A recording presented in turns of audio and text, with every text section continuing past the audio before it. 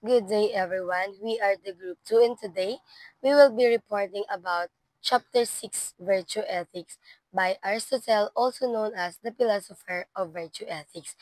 Unang-una, sino nga ba muna si Aristotle? Si Aristotle ay isang Greek scholar na nag-aaral ng ethics, politics, biology at philosophy.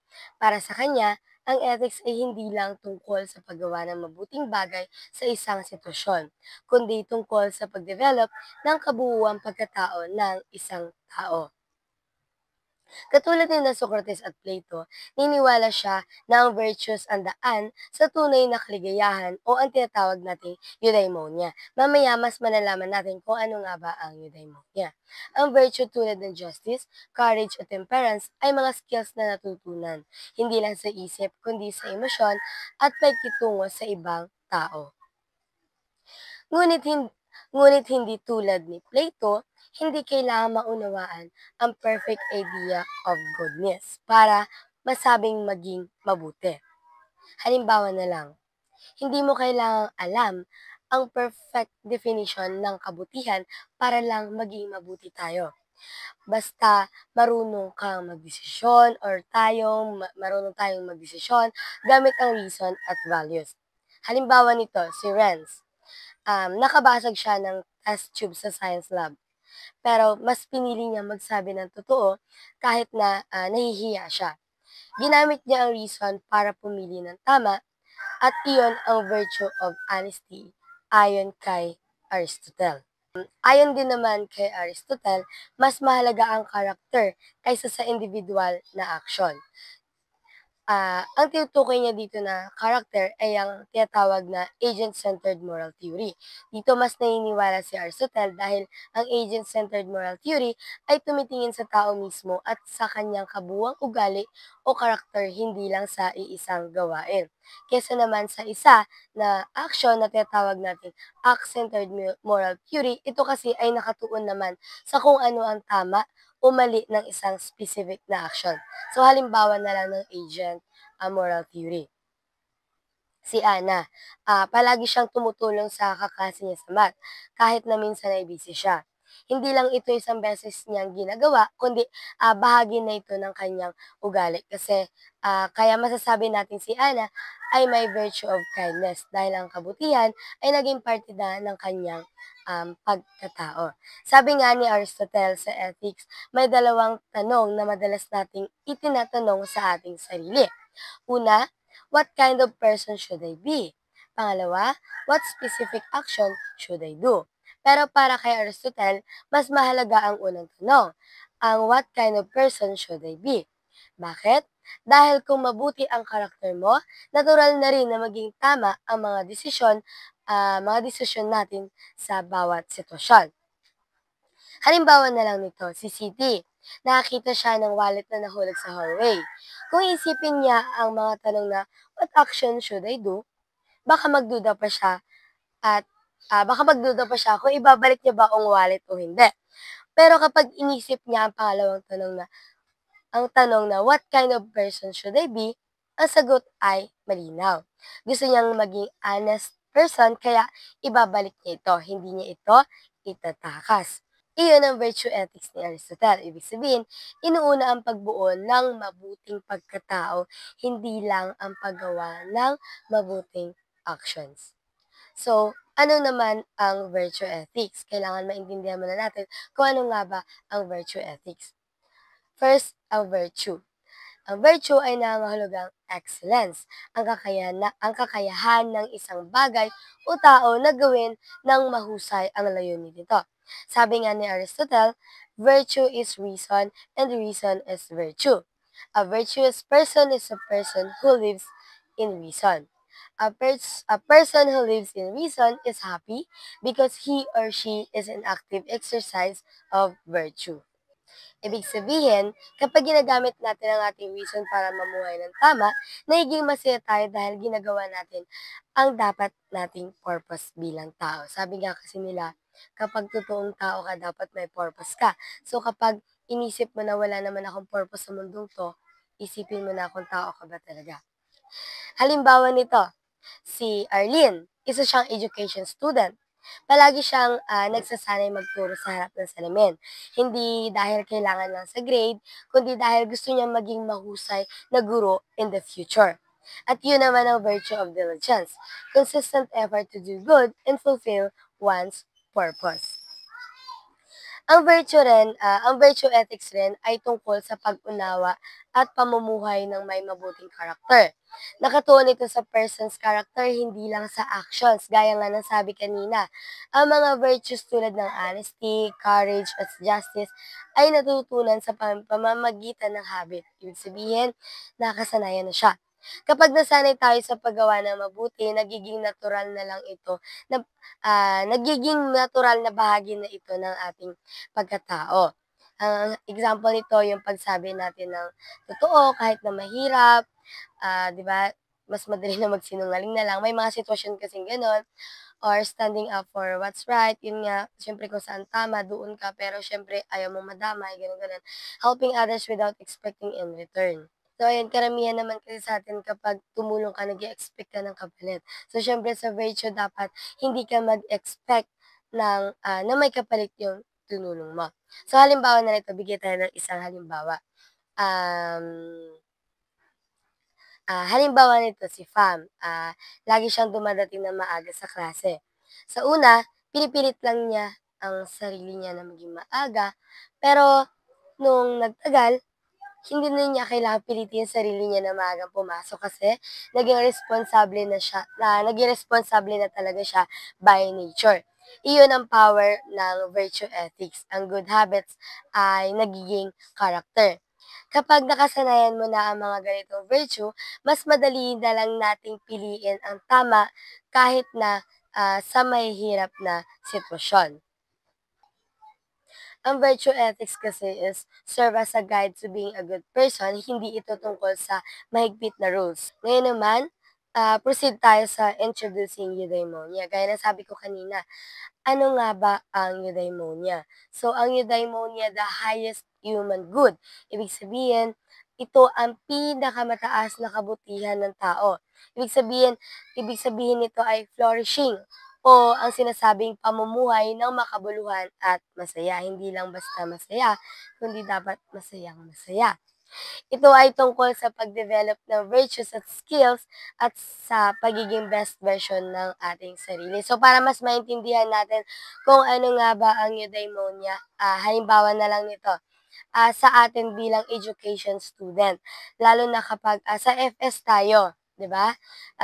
Hindi lang sa nakapasa tayo sa quiz o sa pagsabit natin ng mga activity natin sa ating subject. Hindi lang 'yun yung sukatan ng tagumpay. Siyempre masaya na tayo do'n. Pero siyempre mas nararamdaman natin ang tunay na eudaimonia o flourishing na sinasabi kapag nakikita nating natututo ang mga bata sa actual classroom. Halimbawa nito sa FS1 and FS2 natin, habang ino-observe o nagde-demo teaching tayo, natututunan nating hindi lang basta magturo, kundi maging guro na may malasakit, pasensya, mahabang pasensya sa mga bata. Siyempre kailangan natin 'yon at kabutihan ng loob. Doon natin naiintindihan na ang happiness ay yung, pumasa, pero ang flourishing, yun ay ang ma-practice natin ang virtue, tulad ng patience, diligence, at compassion sa totoong teaching experience. Kaya sabi ni Aristotle, ang tunay na kaligayahan ay kapag nagagamit mo ang virtue mo sa buhay at sa profession mo, kagaya ng pagiging future teacher natin. So, ang tanong, why do we need to achieve this? Why?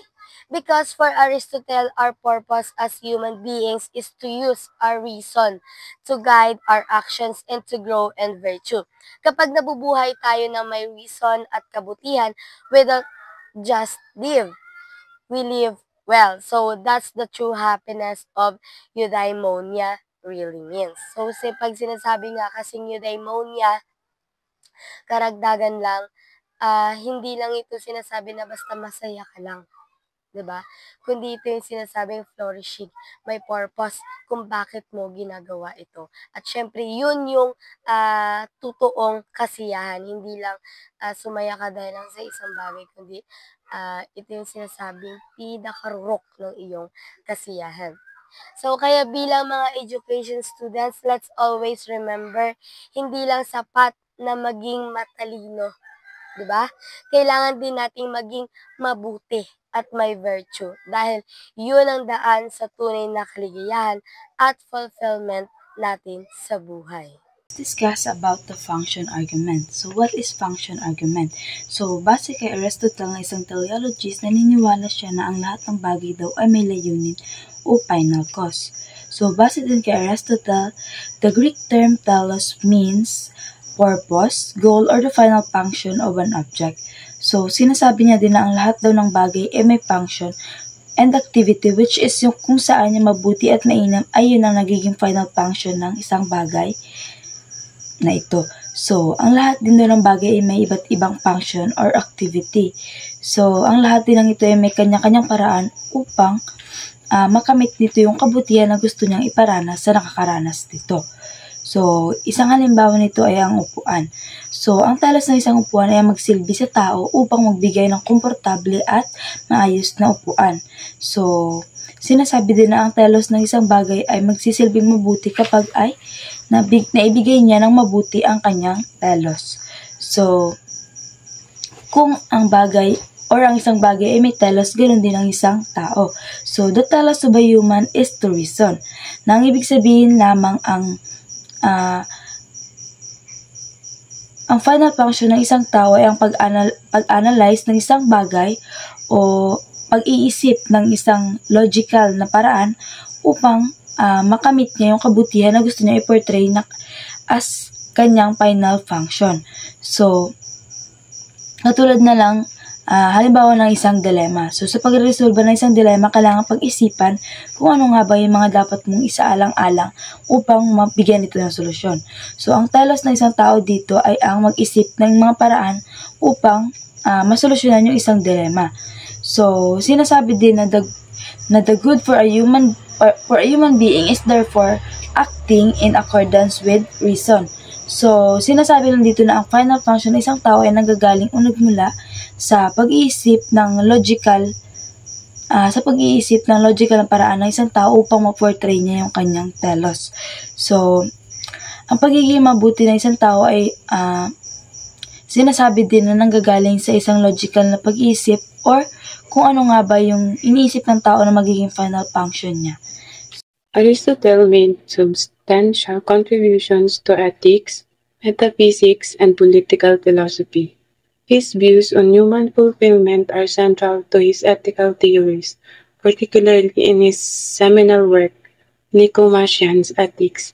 In these texts, Aristotle explored the nature of happiness, or eudaimonia, the concept of the good life, and the role of virtues in human fulfillment.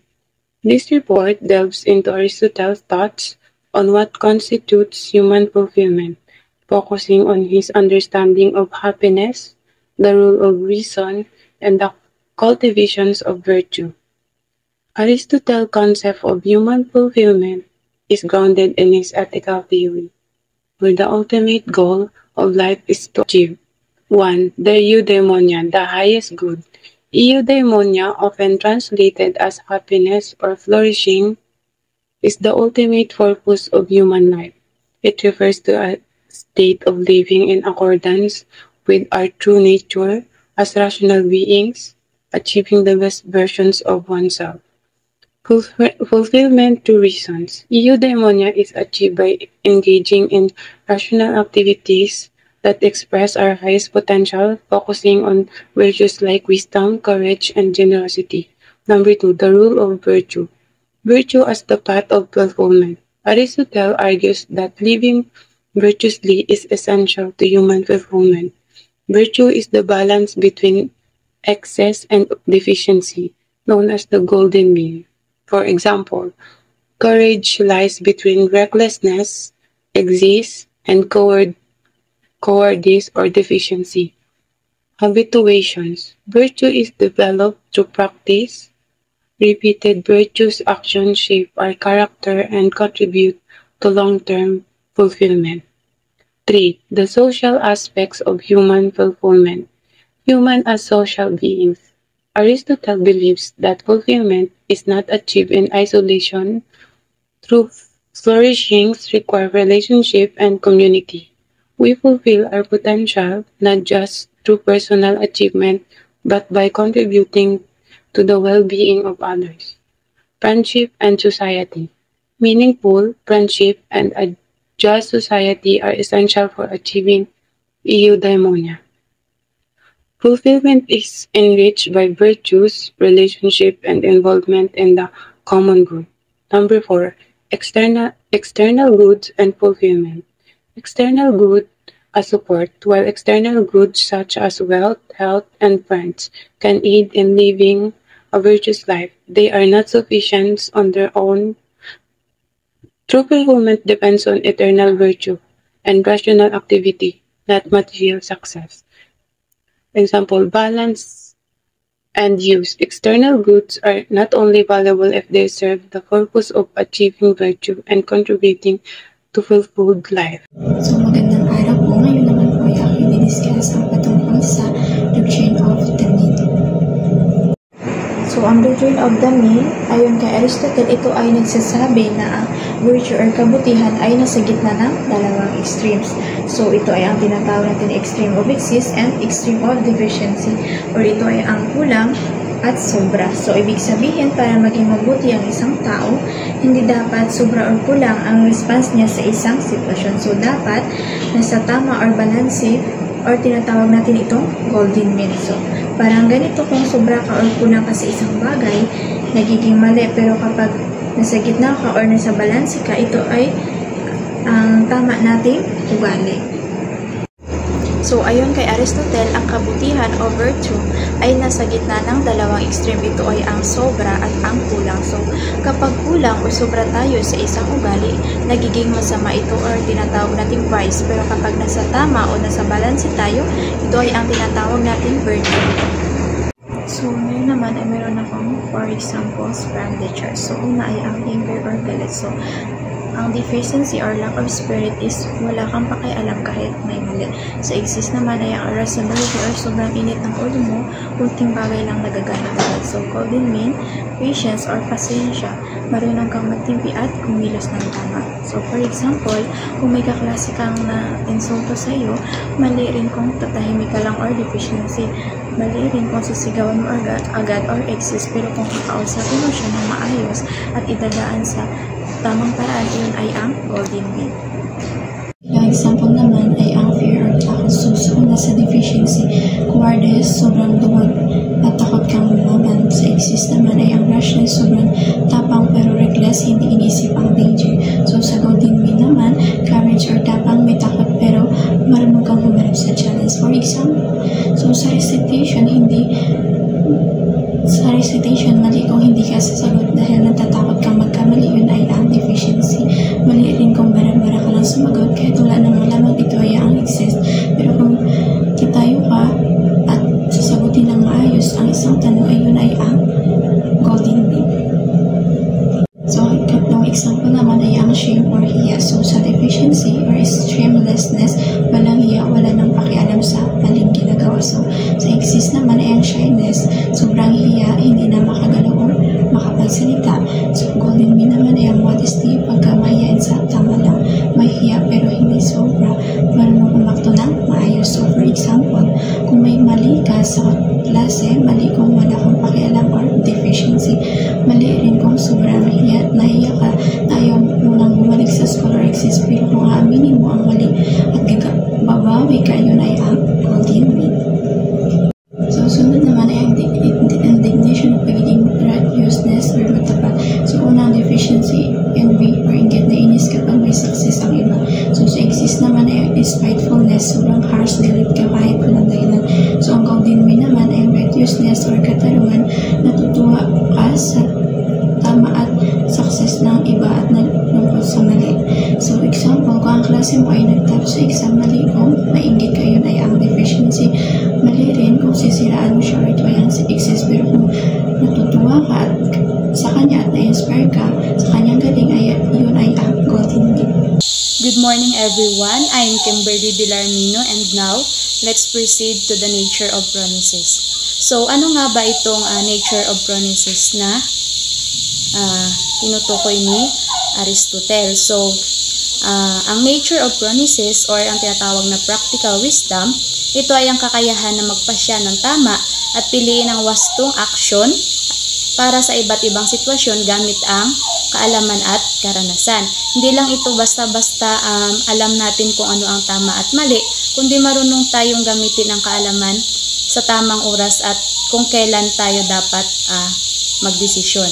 So, according to Aristotle, we became more virtuous by developing practical wisdom, applying lesson from past experience to guide action. So, for example, kung minsan ka nang nabudol sa online shopping, gagamitin mo itong natutunan mo para hindi na agad maniwala at sa susunod ay maging mas maingat ka na sa iyong gagawing desisyon. So, sa dito practical wisdom, natututunan natin na i-apply sa sarili natin at kung anong magiging desisyon natin ay naka-base doon kung naka-base doon sa kung ano ang ating knowledge and experience bago tayo magdesisyon at bago tayo gumawa ng action. So, according to Aristotle, it is also a core virtue because without it, other virtue cannot be practiced properly. So,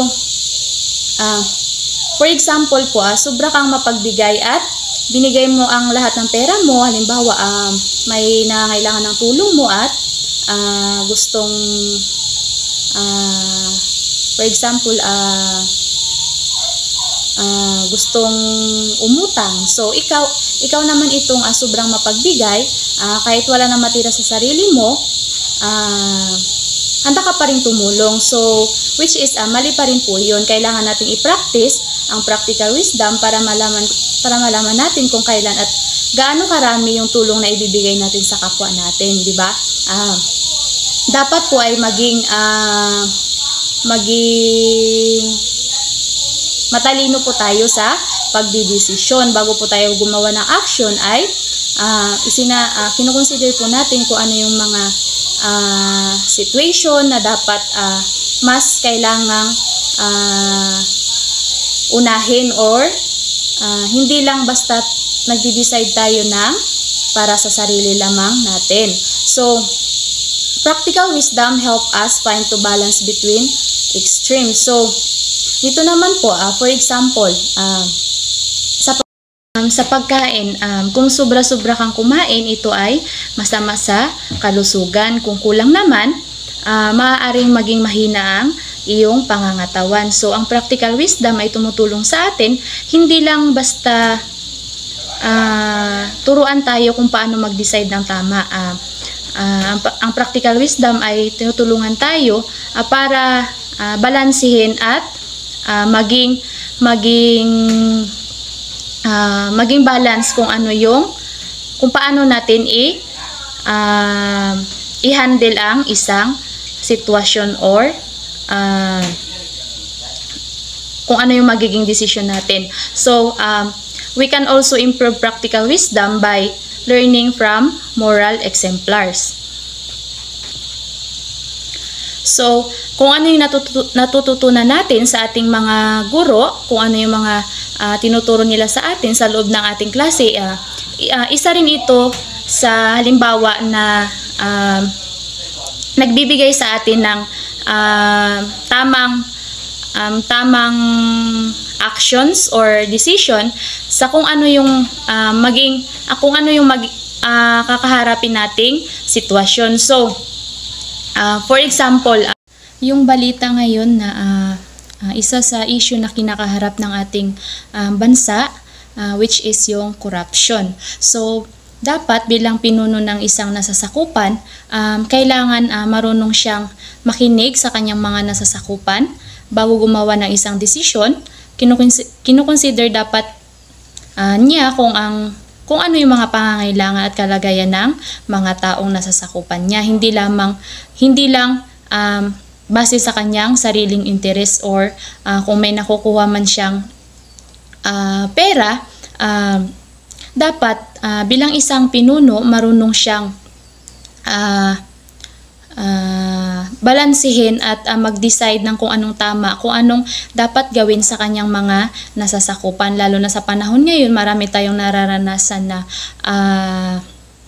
na issues or problema ng ating gobyerno. Dapat maging responsibilidad din natin bilang isang mamamayan na maging matalino sa pagpili ng ating mga magiging pinuno. So, good day everyone, my name is Errol G. De La Cruz, and now we are discussing the three components of virtue. The three components of virtue are the intellectual virtue, emotional virtue, and motivational virtue. The first component of virtue is the intellectual virtue. Intellectual virtue is the part of virtue that involves reason and knowledge. It means knowing what is right and understanding how to make a good decision. So, ang intellectual virtue daw po, ito po yung, sabihin natin, ito po yung ability ng isang tao ng paggamit ng rason at kaalaman or knowledge para po maintindihan kung ano ba ang tama at mali. When we say intellectual, we use our mind. Our mind, yan, sa pag-iisip natin, our brain or the cognitive, ano nga, pag sinabi, yun, sa pag-iisip nga. So, yun nga, intellectual virtue, nag-involve din dito yung nag-involve dito yung pag-iisip ng mabuti, yan, or thinking carefully, learning from experience, which is yun nga, yung kasabihan nga na, ano nga to? Yung kasabihan na, we're learning mistakes in our past, and yun nga, yung parang sasabi na lesson learned kasi we're making mistakes in the past, kaya kasama na dun, kaya na-involve doon yung learning from experience. And lastly is yung making wise good decision. Syempre, as an intellectual person, when we decide, syempre pinag-iisip natin na mabuti yan, 'di ba? Kung sa isip natin na tama ba yung pag-decide natin na yun, or tama ba yung pag-isip natin na yun, pag-isip natin na tama, kung pag-iisip natin ng mabuti or pag-iisip natin ng tama para maka-decide tayo. Yun. At kung isang tao ay walang intellectual person, kung walang intellectual virtue, ang mangyayari doon is yung person na yun may act on impulse, which means yung action ng tao na yun ay magiging masama. Without knowing na alam ng person na yon kung tama ba talaga yung ginawa niyang action or mali. Yun. For example, a student studies well before answering an exam instead of guessing. Yun nga sa example nga yun, syempre as a person with intellectual virtue, alam naman natin na tama na dapat mag-study muna tayo before magsagot ng exam, kasi tama yung kasi alam naman natin na pag hula-hula lang tayo sa exam, syempre may chance na mababagsak tayo, kaya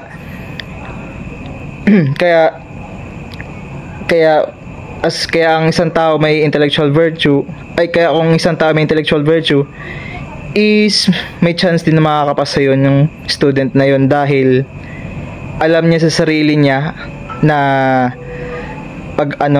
mag-study muna siya bago magsagot na exam. Yun. So next example is a leader listens both sides before making good decisions. So dito naman po, yun na nga, as a person with intellectual virtue nga, dapat syempre as a leader, yan. 'Di ba wag tayo dapat tawag dito, a leader listens both sides before making a good decision. Syempre as a leader, dapat makinig tayo sa both sides, sa mga opinion nila, syempre, before we make a good decision. And sabi nga dito na yung sabi nga na understanding how to make a good decision. Syempre, dapat intindihin natin yung opinion ng bawat sides, di ba? Tapos, syempre, yun na nga, naka-involve nga yung thinking carefully before making a good decision. Syempre, yun na yung sign ng intellectual virtue is knowing what is right. Yun. Before making a good decision, syempre, alamin mo muna kung ano ba yung tama at mali sa both sides na yun. Yun. And last example is a person think carefully before spending money to make sure it used widely. Yun na nga, syempre, kung meron ka intellectual virtue, is alam mo naman na pag-isipan natin, 'di ba, bago tayo gumastos. Kasi kung puro lang tayo gastos, ganyan, ano mangyayari sa atin, 'di ba? Mauubusan tayo ng pera, ganun. Mag-uutang tayo sa mga kakilala natin, sa mga friends natin, syempre. Kaya kailangan natin ng isang tao ng isang intellectual virtue dahil nakakabuti ito sa sarili nila. Kaya dapat meron silang reason or rason or knowledge para maintindihan kung ano ba ang tama at mali. And now, the second component of virtue is the emotional virtue. Emotional virtue is the part of virtue that involves feelings and desire. A virtuous person feels the right emotions at the right moment in the right time. Not too much or not too little. So, ang emotional virtue daw po, sabihin natin, ito yung ability ng isang person to feel the right emotions in the right way. Which means na as a person dapat express natin yung nararamdaman natin sa isang tao at the right moment or in a right situation. Yan.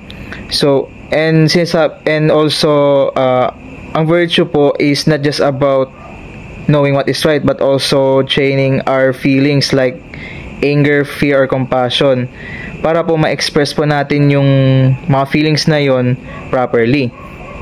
At yun nga, sabi nga ni Aristotle na dapat balance lang yung pag-express natin ng feelings sa isang person so that it will be guide us toward virtue. Kasi kung too much or too little yung pag-express natin ng feelings sa isang tao, it could lead to vice, which means it could lead to bad actions. Yun. For example, when insulted, a person feels calm, self-control instead of extreme anger or complete indifference. Syempre, yun na nga, bilang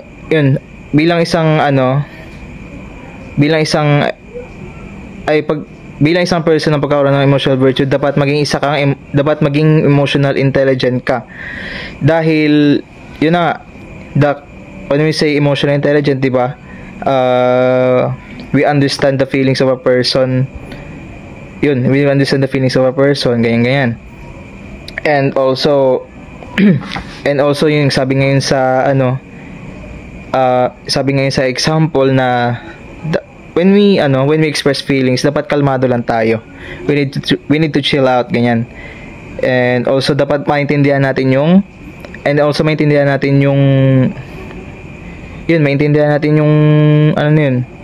feelings ng isang person na yan. Kaya pag na-insulto tayo, ganun, di ba? Yun.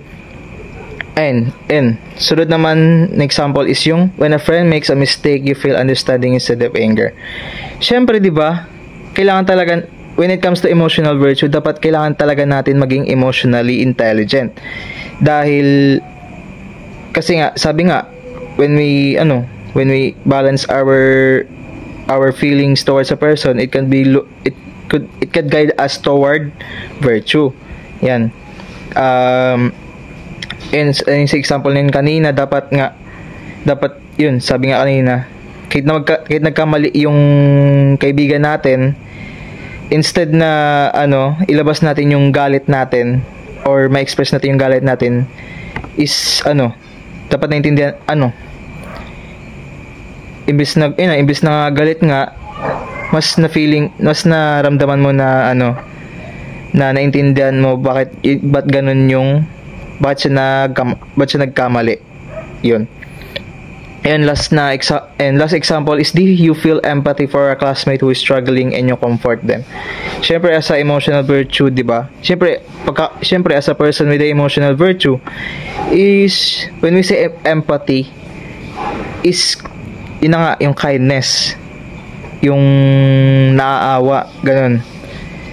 Parang you feel empathy for a classmate who is struggling and you comfort them. When we say emotional virtue nga, we express our kindness towards a person when they were struggling, when they were struggling in their lives, ganyan. Instead na yung pagtulong mo doon na kunyari may struggle nga siya, dapat ba pag ang way ng pagtulong sa kanya, yung pag-isa to yung yung motivate siya, ganyan, yung pagbibigay ng pera, ganyan Ben.